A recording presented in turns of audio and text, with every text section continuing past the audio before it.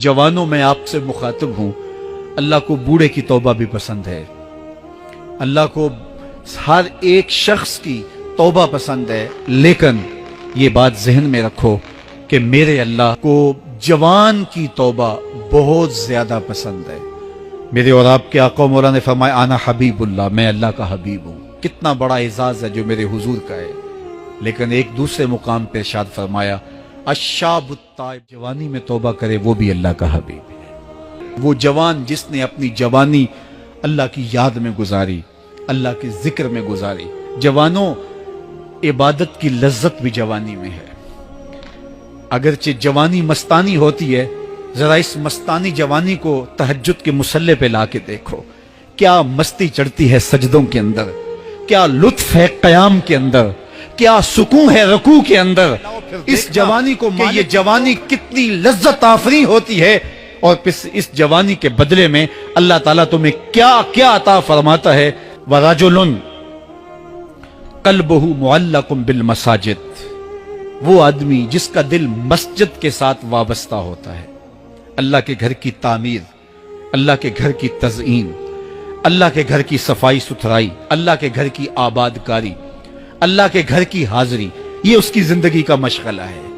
मस्जिद के साथ वाबस्ता है, उसको जुनून है अल्लाह को, उसको जुनून है अल्लाह के घर में रौनक हो, उसको जुनून है कि अल्लाह के घर में सफाई सुथराई हो, पाकीज़गी हो, लोगों का आना हो और लोगों का मस्जिद से रब्त हो, और मस्जिद की हिफाजत उसने अपने जुम्मे ली हुई है। मस्जिद के काम वो गुलामों की तरह करता है। सुनो सुनो, मेरे हुजूर ने फरमाया कयामत के दिन अल्लाह उसे अपने अर्श का ठंडा साया अता फरमाएगा। वो आदमी जिसमें तन्हाई में अल्लाह का जिक्र किया, अल्लाह को याद करने में तन्हा था, हुजरे में था, अपने बंद कमरे में था, अपने रब को याद किया।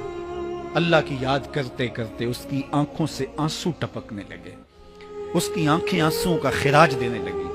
तो मेरे और आपके आका मौला ने फरमाया कि ये आंसू इतने कीमती हैं, इन आंसुओं के बदले में कयामत के दिन उसे अर्श इलाही का साया उसे नसीब होगा। इन आंसुओं के बदले में रूमी अलैहिर्रहमा फरमाते हैं, जहां पानी गिरता है वहां सब्जा उगता है, जहां आंसू गिरते हैं वहां रहमत उतरती है।